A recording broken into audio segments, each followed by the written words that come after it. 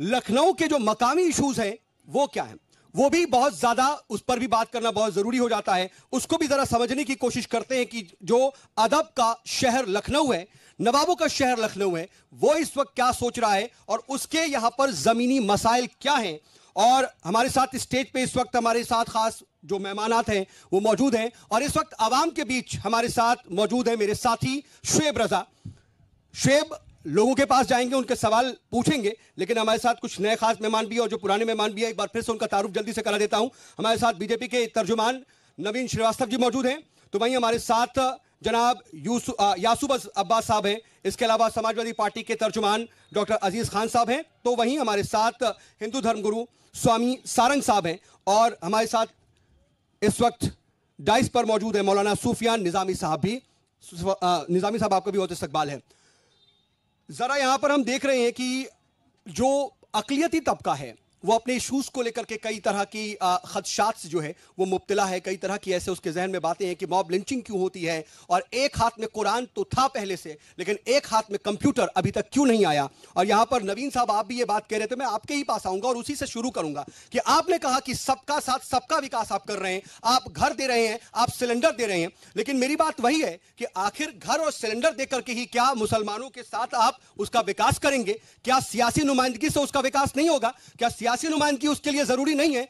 क्यों ऐसी एक पार्टी नजर आती है जो इतनी बड़ी आबादी को देखते हुए भी उसमें से एक भी नुमाइंदा नहीं चुन पाती है? जरा इसका सवाल जो है, इसका जवाब आ जाए, उसके बाद यहां के मकामी इश्यूज पर भी बात करते हैं। देखिए, निश्चित रूप से यह एक बड़ा विषय तो है कि भारतीय जनता पार्टी आज देश में 19 से अधिक राज्यों में सरकार में है, केंद्र में सरकार है और उत्तर प्रदेश में सरकार है। लेकिन भारतीय जनता पार्टी में टिकट लेके निर्वाचित प्रतिनिधियों की संख्या बहुत कम है। हालांकि हमने आपको प्रतिनिधित्व देने के लिए उत्तर प्रदेश में ही एमएलसी बनाए, केंद्र में भी मंत्री बनाए, ऐसा नहीं है। देखिए, मुख्य चीज थी जो आपने एक विषय उठाया कि आपने मकान दिए, आपने ये दिए, और उसके पहले भी आपने ये चर्चा की कि मोदी जी ने कहा था कि एक हाथ में कुरान शरीफ और दूसरे हाथ में कंप्यूटर। देखिए, आप दो योजनाओं को देखिए, चूंकि हम यहाँ पर मुल्क का मूड देखने के लिए बैठे हैं, और सबसे बड़ा मूड है आपके रोजगार से जुड़ा हुआ। हमारी केंद्र की सरकार ने स्किल डेवलपमेंट जो योजना चलाई, उसमें न हिंदू देखा न मुसलमान देखा। करोड़ों बच्चे जो मुल्क का मूड गर्म नजर आ रहा है। यहाँ पर आप देखिए, मैं वही बता रहा हूं के सवाल क्या आ रहे हैं। आपको सवाल तो मैं सवाल को ही बता रहा हूं। मॉब लिंचिंग का सवाल उठ रहा है, उसका भी मैं बता रहा हूं। मैं देखिए, मॉब लिंचिंग को मैं जवाब दे चुका हूं। स्किल डेवलपमेंट ये एक बहुत महत्वपूर्ण योजना है हमारी केंद्र सरकार की, और करोड़ों इस देश के नौजवान उससे फायदा उठा चुके हैं और मुद्रा और स्टार्टअप की योजना के तहत अपना काम भी शुरू किए हैं। दूसरी चीज, हमारी उत्तर प्रदेश की सरकार, देखिए, आप जिस कम्युनिटी के लोग यहाँ पे खड़े हैं, सबसे बड़ा आपके अंदर है जो दस्तकारी का हुनर है। आप विभिन्न जिलों, आप लखनऊ में जहां पर आप खड़े हैं, यहाँ पर चिकन उत्पाद है, जैसे लखनऊ का चिकनकारी है, बनारस की बनारसी साड़ी है, मऊ का है, उसको हमने विकास करने का इस पर और उसको और से बात करने की कोशिश करेंगे, लेकिन आपकी पार्टी को यह भी सोचने की जरूरत होगी कि आपकी पार्टी को यह भी सोचने की जरूरत होगी, और आपने ये बात कही कि बहुत अहम इशू है कि अगर हम सिलेंडर और घर दे सकते हैं तो उन्हें सियासी नुमाइंदगी क्यों नहीं, यह आप सोचिएगा, और इसका भी जवाब अगर आप अपने अंदर से तलाशेंगे तो ज्यादा बेहतर होगा। लेकिन हम जरा मकामी इश्यूज पर भी जाते हैं, और यासूब अब्बास साहब, जरा आपसे मैं समझना चाहूंगा कि अगर लखनऊ की बात करें तो लखनऊ में हम ये देखते हैं कि अकलियती आबादी भी बहुत ज्यादा है। अगर मुस्लिम तबके की बात करें तो ये बहुत ज्यादा नजर आती है, लेकिन यहां पर अक्सरियती आबादी भी है अच्छी खासी। यहां के मकामी इश्यूज क्या हैं, यहां पर किस तरह की जो परेशानियां हैं मौजूदा आवाम उससे दो चार हो रही है, जरा इस पर अगर बात कर सके। बेशक मैं आपकी बात का जवाब दूंगा, मगर नवीन जी ने अभी जैसे बताया कि एमएलसी आपने बनाए, आपकी सरकार ने, बेशक आपकी सरकार ने बनाए हैं, मगर वो ऐसे लोगों को बनाया है जो आवाम के बीच जाते हुए शायद घबराते हैं। मुसलमानों के प्रतिनिधित्व जरूर है, मगर मुसलमानों के बीच आते हुए बहुत घबराते हैं, और उनको जब बुलाया जाता है उसके बाद भी नहीं आते हैं। इत्तेफाक रखते हैं। आपकी मुस्कुराहट शायद इसकी तस्दीक करती है क्या?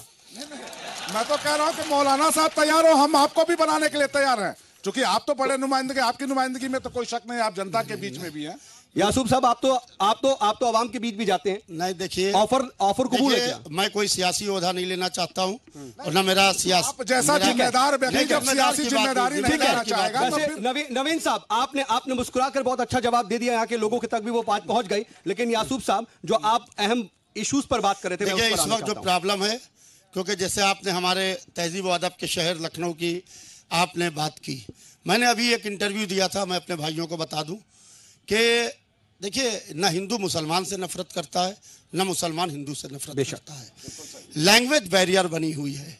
हम कुरान पाक पढ़ते हैं अरबी में, हिंदू श्लोक पढ़ता है संस्कृत में।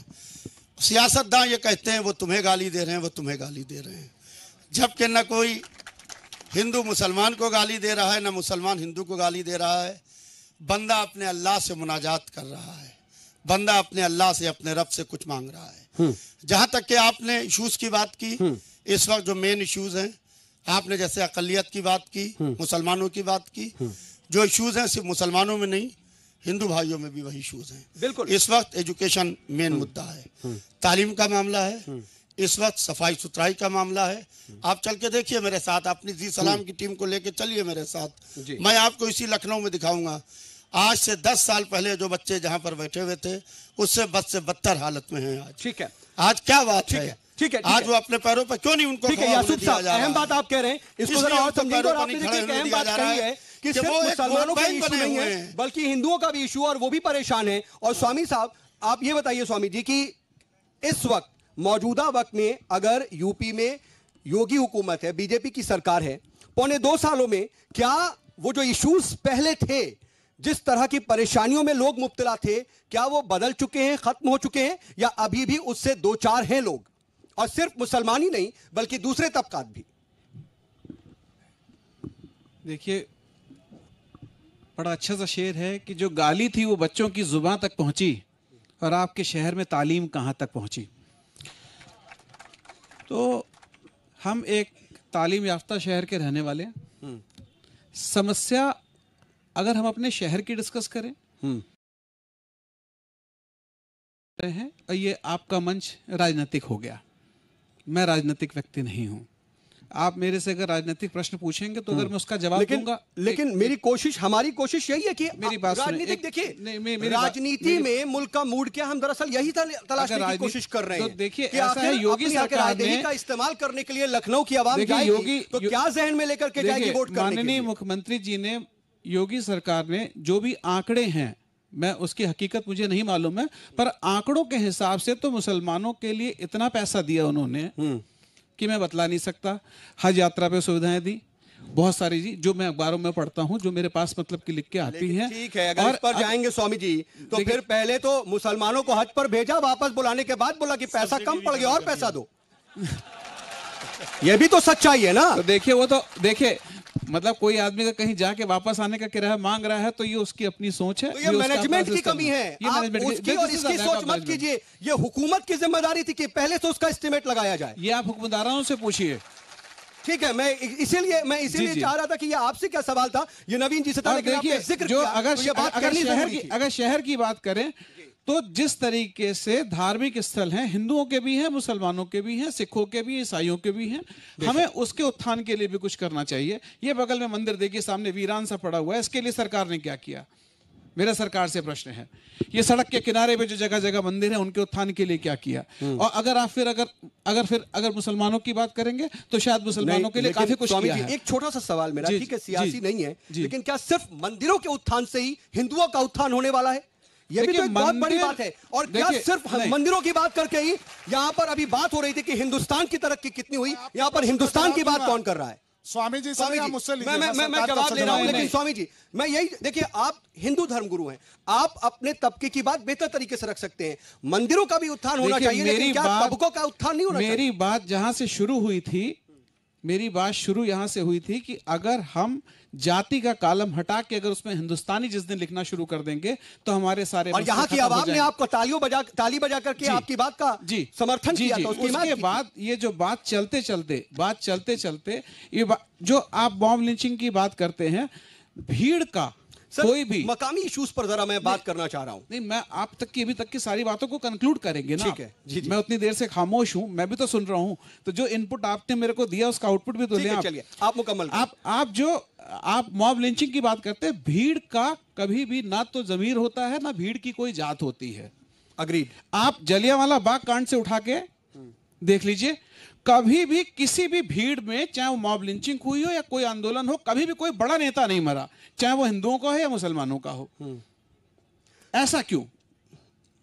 ये मुल्क के सियासतदान जवाब देंगे। लेकिन ये भी एक सच्चाई है, और जैसे कि खालिद साहब कह रहे थे, देखिए 1 on 1 नहीं कहना है हमें, हम बाकी लोगों के पास भी जाएंगे, लेकिन ये भी एक सच्चाई है कि जब आप आदादो-शुमार की बात करते हैं तो आदादो-शुमार में अकलियत तबका उसका निशाना जब ज्यादा बनता है तो फिर तो सवाल खड़े होते ही हैं। लेकिन सुफियान साहब इस पर क्या कहेंगे? देखिए तमाम तरह की बातें तो हो जाती हैं, लेकिन जब मकामी इश्यूज की बात आती है तो मकामी में ही तो बहुत से इश्यूज हैं। और जैसे अभी सफाई की बात कर रहे थे यासूब साहब भी, तो ये भी तो एक बात है कि सिर्फ मुसलमानों की ही बस्तियां गंदी हैं या फिर हिंदुओं की भी बस्तियां गंदी हैं, या फिर असल में हिंदू और मुसलमान ना करके इंतजामिया अपना काम नहीं कर रहा है?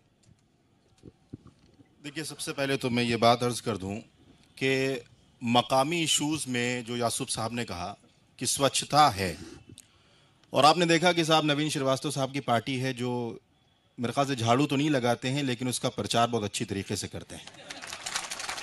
तो स्वच्छता के मामले में फोटो में बहुत स्वच्छता है, तस्वीरों में बहुत स्वच्छता है, लेकिन जिस गली में आप रहते हो, मेरे ख्याल से नवीन जी भी, शायद अधिकारी इनकी बात भी नहीं सुनते होंगे स्वच्छता के मामले में। देखिए, आप एक बात समझ लीजिए कि नवीन साहब हो या इनकी पार्टी के जिम्मे, ये बहुत शरीफ आदमी है और मैं बहुत जिम्मेदारी से कहता हूं कि ये पढ़े लिखे कुरान और हदीस पढ़ने वालों का मजमा है। आप बिल्कुल बेखतर रहिए, सुरक्षित हैं। ये बजरंग दल के गुंडों या आरएसएस का मजमा नहीं है जहां पर किसी मुसलमान को बात करने नहीं दी जाए। देखिए, दूसरी बात मैं अर्ज कर दूं, ये गलत आप लोग इल्जाम लगाते हैं अपने शहर में, अपने भाइयों के बीच में। ये आप अभी आकर यहाँ इसीलिए महफूज महसूस कर रहे हैं, ठीक है? ये आप अभी इसलिए बात कर रहे हैं क्योंकि आप हमारे बीच में हैं। शायद हम आपके बीच में होते तो आप ये बात ना करते। ठीक है, लेकिन नवीन एक बात सऊद भाई, मैं एक बात करूंगा, उसके बाद शायद आप मुझे मौका ना दें। देखिए, मैं ये अपने मुसलमान भाइयों से और तमाम जो हमारे जिम्मेदारान हैं उनसे ये कहना चाहूंगा कि आप योगी सरकार को या नवीन जी की पार्टी को दोष ना दें। भाई, इतना मुहज्जब, इतना सलीके वाला, धार्मिक जो वजीर आला आपको कहां मिलेगा? भाई, इतनी स्वच्छ जो इमेज है जिसके ऊपर कोई इल्जाम नहीं है, क्यों नवीन जी, मैं तो मेरे ख्याल से जिम्मेदारी से ये बात कह रहा हूं, आपको कहां मिलेगा? देखिए, नीतियों की भी कमी नहीं है। मत मुस्कुराइए, पार्टी में जवाब देना पड़ेगा। मैं एक बात और अर्ज कर दूं, देखिए, नीतियों की भी कमी नहीं है। इनको पता है बाबर को कहां पे लाना है, खिलजी को कहां पे लाना है, औरंगजेब को कहां पे लाना है, और सुनिए सऊद भाई, और अली को कहां पे लाना है, अली को कहां पे लाना है, और बजरंग बली को कहां पे लाना है। सुफियान साहब, मैं यहाँ पर इसलिए रोक रहा हूँ कि क्या वाकई मुल्क का मूड यही है कि जो कोशिश हो रही है उसी कोशिश में मुब्तला हो और अली और बली करते रहे? हाँ, देखिए, मैंने जब ये आपका माइक पकड़ा था, ये जी लिखा हुआ है इस पर, तो मैं बहुत हैरत से देख रहा था कि साहब, एक तरफ तो जी है जिसमें सिर्फ मुसलमानों को गाली है, और दूसरी तरफ आप इतने मुसलमानों की तसव्वुर और मुसलमानों की अपलिफ्टमेंट की बात करें, बहुत समझ से पर। लेकिन मैं ये जरूर कह सकता हूं कि आपको 6 बजे से अगर आज 8 बजे तक जी न्यूज पर बैठा दिया जाए तो आप जरूर कह सकते हैं कि मुल्क का मूड यह है कि मुसलमानों को पाकिस्तान भेज दिया जाए। ठीक है, लेकिन यह बात यहां पर साफ करना होगा, और यहां पे जो हमारे जो नाजरीन बैठे हुए, यहां पर आवाम बैठी है, वो जी सलाम को देखती है और समझती है। जी सलाम पर कुरान की और हदीस की भी बात होती है, मुसलमानों की और अकलियतों की भी बात होती है। और जब हम अपने चैनल की जब शुरुआत करते हैं, दिन की शुरुआत करते हैं, तो सबको पता होगा कि दीन की बात, कुरान की तिलावत से शुरुआत होती है हमारे दिन की, और हम दीन की बात में ही ये ठीक है, ये काम मुल्क के किसी मुसलमान को करना चाहिए था। बहरहाल हम आएंगे इस पे और जरा और भी तफसील से बात करेंगे, लेकिन शुएब, वहां पर तमाम जो लोग मौजूद हैं उनसे हम और जरा यहाँ पर मकामी इश्यूज की बात कर लो। हम देख रहे हैं कि यहाँ पर खवातीन भी कुछ मौजूद हैं, जरा आप उनसे भी सवाल लीजिए और कुछ और पीछे से सवाल लीजिए, और कोशिश हम ये करेंगे कि उन्हीं का सीधा जवाब आए। बिल्कुल, मेरी शुरुआत इन खवातीन से ही, क्योंकि पिछली काफ़ी देर से बैठी है और उनसे सवाल लिए जाने चाहिए। बताइए, क्या सवाल आपके मकामी तौर पर क्या चाहती है आप? जी, सबसे पहले तो सबको अस्सलाम वालेकुम वरहमतुल्लाहि वबरकातुहू। मेरा नाम सैयद ज़रीन है और मैं एक सामाजिक कार्यकर्ता हूँ। मैं निकाल लूँ सवाल। मेरा सवाल ये है कि इतनी देर से मैं बातें सुन रही हूँ महिलाओं के, मुस्लिम महिलाओं के बारे में कि भाई हमारे जो वज़ीर आला हैं उन्होंने मुस्लिम महिलाओं के लिए क्या करा। अगर सच में वो अपनी बहनों को कुछ मानते, और जैसे उन्होंने ट्रिपल तलाक के लेकर कर आए थे कि भाई ट्रिपल तलाक का सही बात एक दंश था, उन्होंने ख़त्म करा, लेकिन अगर सच में वो मुस्लिम महिलाओं के लिए कुछ अच्छा करना चाहते थे तो अगर वो जब वो आए थे अपने उन्होंने संभाला था अपना राजपाट, और जब उन्होंने तो अगर उनको मुस्लिम महिलाओं से सच में मोहब्बत होती तो सच्चर कमेटी की जो रिपोर्ट थी उसमें जहां पर महिलाओं की, जो मुस्लिम महिलाओं के बारे में अगर हम बात करें तो 18% जो महिलाएं हैं वो शायद 10th करे में हैं, 24% जो महिलाएं हैं मुस्लिम वो 12th करे में हैं। तो जो शिक्षा, देखिए किसी भी देश में अगर हम आधी % आबादी है, हम सिर्फ वोट बैंक नहीं है। होती है तो सवाल मैं समझ गया, क्यों नहीं? आपका सवाल आ गया और तलाक की बात हो रही है, आप किसी और कोई सवाल करना चाहेंगे? पहले इसका जवाब ले लेते हैं। जो कहा है कि तलाक की बात होती है सऊद, लेकिन तालीम की भी बात हो, जो सच्चर कमेटी में भी कहा गया है, की बात बार-बार आ रही है। और यहाँ पर हमारे साथ मुस्लिम रहनुमा भी हैं, हम उनसे भी जरा इसका जवाब लेने की कोशिश करेंगे। लेकिन नवीन जी देखिए, सिर्फ मुसलमानों की बात नहीं, मुसलमान खवातीन की भी बात है। ट्रिपल तलाक के ऊपर आप फिक्र कर सकते हैं, तो उनकी तालीम के बारे में क्यों नहीं सोचती है सरकार? देखिए, हम 125 करोड़ भारतवासियों की सबसे पहले बात करते हैं, और पिछली सरकारों ने सच्चर कमेटी या रंगनाथ कमेटी जिसकी भी स्थापना की, उन्होंने लागू क्यों नहीं किया? आप लागू कर दीजिए ना सर, आपको मौका दिया है। नहीं, अभी हमारे इसके पहले कांग्रेस के समाजवादी पार्टी के प्रवक्ता थे अमीर जमाई साहब, बहुत अच्छी तकरीर करके गए। उन्होंने कहा कि इस देश में सिर्फ मुसलमान ही नहीं, दलित भी, अन्य लोग भी बहुत वंचित हैं। हमारी जो भी योजनाएं चल रही हैं वह उन सारे लोगों के लिए जो जरूरतमंद है और जिनको आवश्यकता है, चाहे तालीम की हो, चाहे घर की हो, चाहे जिस प्रकार की हो। बहन जी, मैं आपसे पूछना चाहता हूं कि उज्ज्वला गैस योजना अगर घर में किसी के पहुंची तो क्या वो हिंदू मुसलमान देख के पहुंची? सर्व शिक्षा अभियान अगर चल रहा है तो क्या हिंदू और मुसलमान देख के चल रहा है? क्या अगर प्रधानमंत्री आवास मिल रहा है तो हिंदू मुसलमान देख के मिल रहा है? ऐसा नहीं है। ठीक है, कुछ और भी सवाल है, ठीक है, लेकिन देखिए आपने गैस की बात कर दी, आपने मकान की बात कर दी, लेकिन मुस्लिम बहन ने ये पूछा कि उनकी तालीम के बारे में कौन सोचेगा, तो तालीम का जिक्र आपकी बात में भी नहीं आया। बिल्कुल, तालीम तो हमारी सरकार की सर्वोच्च प्रायोरिटी है। आपके पास आ रहे हैं, हमारी सर्वोच्च प्रायोरिटी है। अहम सवाल है। देखिए, आप लोग तलबा है, तालीम का सवाल आया है ना, तालीम से एक जरा सब्र रखिए। मैं नवीन जी, आप जरा सब्र रखिए, जरा सब्र रखिए। आ रहे हैं आपके पास, आ रहे हैं, आप तलबा है ना, जो वोट बैंक की राजनीति तालीम से जुड़ा हुआ सवाल आ रहा है, उसका जवाब आ जाए। लेकिन सुफियान साहब देखिए, मुसलमानों की तालीम की और पसमानगी की बात आती है, लेकिन मुस्लिम खवातीन के बारे में बात खास तौर पर नहीं होती है। क्या ये बात सच है? देखिए, ये बात तो बिल्कुल सच है, और मुझे लगता है कि ये इल्जाम भी इन पर लगाना गलत होगा, क्योंकि नवीन साहब ने ट्रिपल तलाक का हक जो है वो खत्म कराकर इतना अपलिफ्टमेंट किया है मुस्लिम औरतों का कि वो आज भूल नहीं रही हैं। क्योंकि उन्होंने कहा था कि शायद सबसे बड़ा मर्ज यही है कि उनको तलाक जैसी बुराई से उनको आज़ादी मिल जाए। और उसके बाद आप देखेंगे कि कितनी यूनिवर्सिटियां उन्होंने बनाई मुसलमान औरतों के लिए, कितने इदारे खोले, सब जगह। एक बात मैं अर्ज कर दूं, मदरसों की तालीम का जो ये मेयार है और जो मुहज्जब शख्सियात आपके सामने खड़ी हुई हैं, नवीन साहब ने तो खैर कुछ नहीं किया है, लेकिन जो बेचारे टूटे फूटे मदरसे जहां पर सहूलियात फराहम नहीं थी, कम से कम उनको बड़े पैमाने पर उनका रजिस्ट्रेशन रद्द करने का काम तो आपने किया है। इसके लिए मैं आपको बधाई देना चाहता हूं। ठीक है, लेकिन पिछली सरकारों ने क्या किया था, जरा वो भी देख लेते हैं। नहीं, एक मिनट सुन लीजिए श्रीमान जी। पिछली सरकार कब्रिस्तान के लिए 400 करोड़ देती थी, हमारी सरकार जब बनी तो 399 करोड़ रुपए मदरसों के अपलिफ्टमेंट के लिए हमने दिया। ये कहां गया? और बजट की कॉपी मैं आपको दूंगा, सुन लीजिए। दूसरी चीज सुन लीजिए मौलाना साहब, आपने आरोप लगाया, मैं उसका जवाब दे रहा हूं, उसको सुन लीजिए जरा। आपने कहा कि मदरसे बंद कर दिए गए। मदरसे नहीं, उत्तर प्रदेश में सैकड़ों हजारों की संख्या में ऐसे शैक्षणिक संस्थान बंद हुए जो फर्जी मुआवजा लेते थे छात्रों के नाम पर। शफाफियत लाई आपने, वो भी एक ज़ेरे बहस मामला है, डायरेक्ट ऑनलाइन बहुत सारे शिक्षण। ठीक है, ज़ेरे बहस मामला है, लेकिन तालीम निस्वा के बारे में पिछली सरकारों ने क्या किया था? डॉक्टर अजीज, अगर आप बता पाए तो। आपने सवाल तो यहाँ पूछ लिया, लेकिन अपने कामों का भी जिक्र कर दीजिए। नहीं, मेरा काम तो बिल्कुल खुला है और सब लोग करीब करीब जानते हैं। मैं तो एक बात बता दूं, सीधी बात, कि इनको कब्रिस्तान और शमशान से ही फुर्सत नहीं है। देखिए, कब्रिस्तान का जिक्र तो यही कर रहे थे जो हमने काम किया। पहली बात, आप इस बात को समझिए, यही माननीय मोदी जी हैं, कहते थे सबका साथ सबका विकास। आज माननीय मुख्यमंत्री महोदय कहते हैं सदन में कि मैं हिंदू हूं, ईद नहीं मनाता, मैं हिंदू हूं, ईद नहीं मनाता। हकीकत यह है, चलिए हिंदू मुस्लिम से आगे बढ़ते हैं, तालीम की बात हो रही है। मैं इनको बताना चाहूंगा कि ये दिखावे की सभी हमदर्दियां रह जाएंगी, और पूछिए मत मेरे आंसू, उंगलियां जल जाएंगी। आज जिस तरीके से ये दिखावे की हमदर्दियां कर रहे हैं, जिस तरीके से लोगों को गुमराह कर रहे हैं, इसका पैसा यहाँ पर मौजूद आवाम करेगी, और लखनऊ की और उत्तर प्रदेश का पैसा, इस देश के गरीबों का पैसा तो आज इक़्तिदार पर नहीं होते। ये भी आज एक सच्चाई है। गरीबों का पैसा मित्र विदेशों में लेकर चले गए। डॉक्टर अजीज, मैं आता हूँ, विकास क्या चाहिए डॉक्टर अजीज, मैं आता हूँ, लेकिन ये भी एक सच्चाई है कि आज आप इक़्तिदार में नहीं है। ठीक है नवीन जी और डॉक्टर अजीज सुफियान साहब आता हूँ।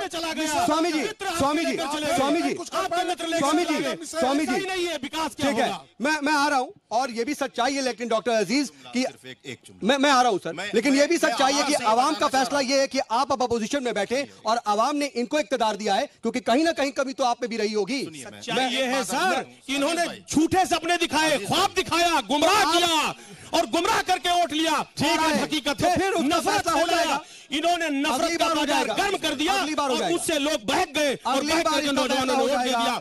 2019 में इनको सबक दे देंगे डॉक्टर अजीज। ठीक है, सऊद भाई एक बात, ऐसे लोगों को देख कर मिर्जा दिखाता है नवीन भाई, खुश रहने के लिए ख्याल अच्छा है, खुश रहिए, मस्त रहिए। मैं एक बात गलतफहमी है नवीन भाई, अजीज भाई, ठीक है, ठीक है, ठीक है, अजीज भाई, देख रही है। मैं आवाम से, जो हाजरीन है उनसे और जो टीवी चैनल्स पर ये डिबेट देख रहे हैं उनसे भी बड़ी माजरत के साथ अर्ज करूंगा कि इन नेताओं के चक्कर में मत रहिएगा, इनको ज्यादा सीरियस मत लीजिएगा। अभी प्रोग्राम खत्म होने के बाद सब बैठ के साथ में चाय पियेंगे। वैसे मैं एक बात भी हमेशा कहता हूं, जब भी बातचीत होती है तो ठीक है, ठीक है, मैं ठीक है सर, मैं आता हूं, आप भी पियेंगे नहीं पियेंगे वो देख लेंगे, लेकिन स्वामी जी ये बताइए, मुस्लिम खवातीन की बात होती है और खवातीन का भी मामला जो है वो वाकई ऐसा है कि बहुत हसास भी है और बहुत संजीदा भी है, लेकिन सिर्फ मुस्लिम खवातीन की बात नहीं आती, बात सभी तरह की खवातीन की आती है, आधी आबादी की बात आती है, उसकी पसमानदगी की आती है। क्या मौजूदा सरकार से हम ये उम्मीद कर सकते हैं या फिर आप कम से कम ये देखते हैं कि मौजूदा सरकार इस शोबे में भी अच्छी तरह से संजीदगी से काम कर रही है? अगर कर रही है तो क्या? देखिए, सरकार क्या कर रही है तो सरकार को मालूम होगा, पर करना क्या चाहिए। वुमेन एम्पावरमेंट के लिए हमारे यहाँ कुछ भी नहीं हो रहा, वो चाहे मुस्लिम महिलाएं हों या हिंदू महिलाएं हों, और हमारा जो भी सामाजिक रूप से हम उन बच्चों की मदद करते हैं जो कि 80% के ऊपर लेके आते हैं, 85% के ऊपर लेके आते हैं, वो बच्चे, वो चाहे लड़के हों या लड़कियां हों, जो 50% के नीचे लेके आते हैं, उनको एम्पावरमेंट के लिए सरकार क्या कर रही है?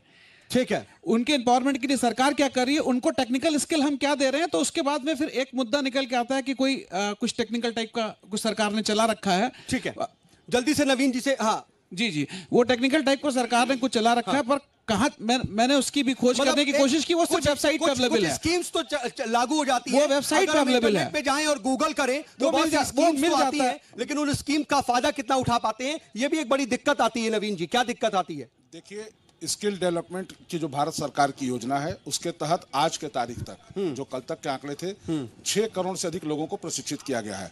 और दूसरी बात यह है कि जो उत्तर प्रदेश की सरकार ने 1 डिस्ट्रिक्ट 1 प्रोडक्ट का कार्यक्रम शुरू किया है। देखिए, कुटीर उद्योग हमारे देश की संस्कृति रहे, हमारी देश की बात वही है ना सर कि इसका फायदा कितना मिलता है, कुछ ही लोगों को मिल जाए। अच्छा, ये बताइए, मौजूद अगर फायदा ना मिले, अगर हम ये पूछ लें फायदा अगर ना मिले स्कॉलरशिप का और उनको तमाम तरह की अक़लियतों के लिए स्कीम उसका कितना फायदा मिला? आप एक बात बताइए, फायदा ना मिले तो आप बताइए कि देश की आर्थिक विकास दर क्यों सबसे अधिक है, चलिए मुद्रास्फीति की दर सबसे कम क्यों? और एक चीज और मैं बता दूं, बहुत टेक्निकल टर्म है, जल्दी से। किसी भी देश की जो आर्थिक स्थिति है वो इससे नापी जाती है कि उसका मुद्रा कोषीय घाटा कितना है। 3% से अधिक कम है तो वो बेहतर माने। लगातार 5वां साल है जब मुद्रा यासूब साहब आपके पास भी आना चाह रहा हूं, लेकिन जरा कुछ आवाम के सवाल ले ले। शुएब, पीछे भी बहुत से लोग हैं, बहुत से हाथ उठ रहे हैं, कम से कम उनके एक सवाल आ जाए जल्दी से। बिल्कुल सीधा सवाल। सर ने महिलाओं का हवाला देते हुए कहा था कि हर घर में हमने गैस चूल्हा पहुंचा दिया। स्मृति ईरानी जी ने कांग्रेस की सरकार में कहा 365 रुपए के ऊपर वो कपड़े उतार के सड़क पर उतर गई थी। अब 1000 रुपए का गैस सिलेंडर क्या मजदूर जला पाएगा? इसका जवाब लेंगे, कुछ और सवाल ले लेते हैं पहले जल्दी। जिस देश का प्रधानमंत्री ये कह दे कि ठेले लगाओ, पकौड़े बेचो, तो वो एम्प्लॉयमेंट तो देगा नहीं। देखिए, पहली बात सुन लिए।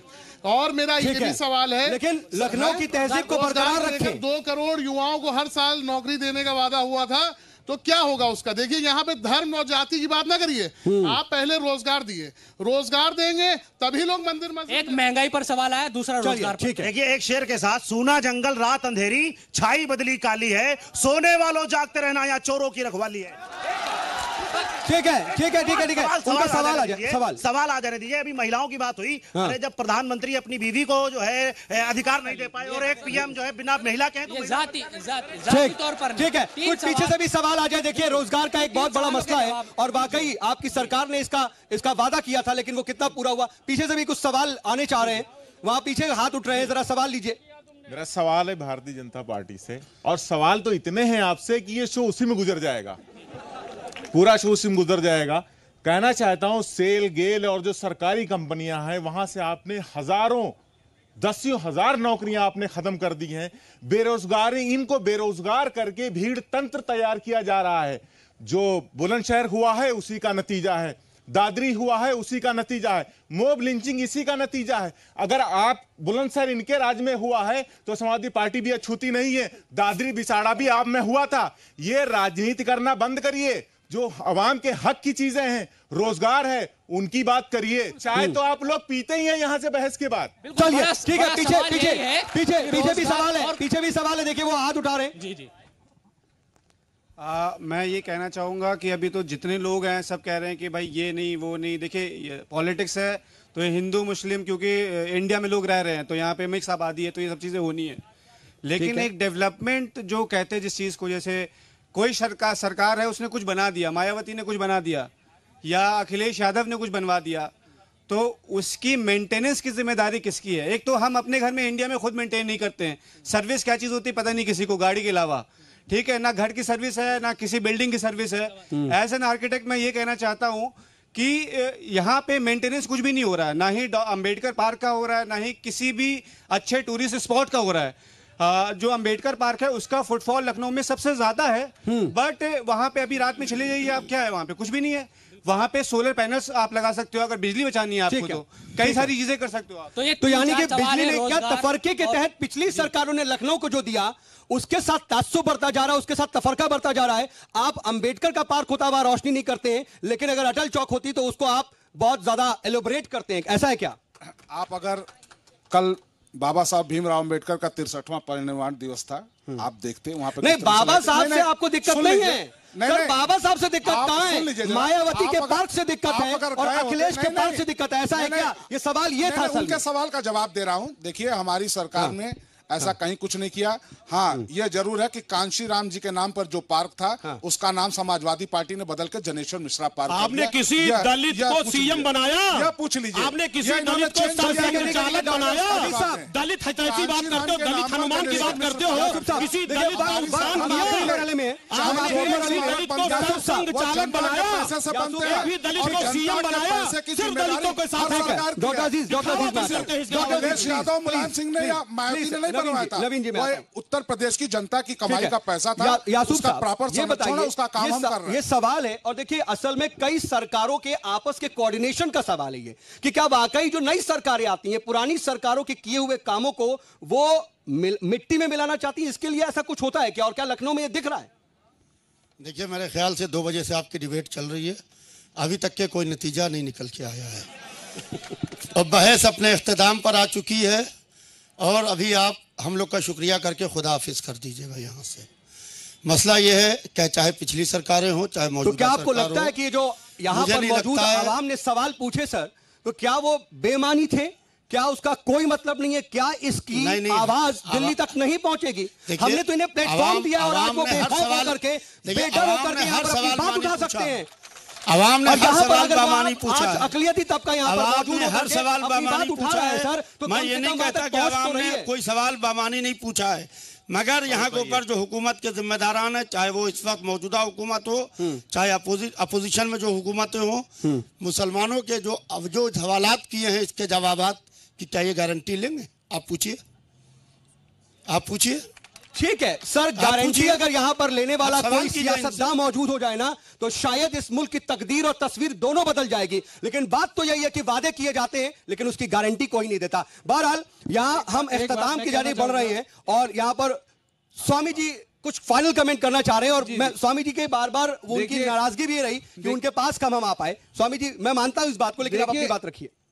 देखिए जो मेरा विश्लेषण है कि जो मुस्लिम भाई हैं हिंदुस्तान की राजनीति में, ये सारे राजनीतिक हैं, हिंदुस्तान की राजनीति में मुसलमान जो भी हैं वो तेज पत्ते की तरह हैं जो सब्जी बनने के बाद निकाल के एक तरफ रख दिए जाते हैं और उनके सारे मसले पहले भी जो राजनीतिक दल थे तब भी वही थे, आज जो सरकारें उसमें भी वही हैं और अगर आगे सरकारें बदलेंगी तो शायद उसमें हो सकता है। बात यही है कि जो यहां पर मौजूद जो तमाम लोग थे उनमें से एक भाई ने एक बात कही थी कि हिंदू और मुसलमान की बात नहीं होनी चाहिए, बात हिंदुस्तान की होनी चाहिए, और शायद वही नहीं होता है। और जब हम सियासतदानों के पास जाते हैं, उनसे जवाबदेही मांगते हैं, तो सबसे पहले कोशिश यही होती है कि बात हिंदू और मुसलमान की हो जाए। यह नहीं होगा जिस दिन इस मुल्क में, तो शायद तस्वीर बदलेगी।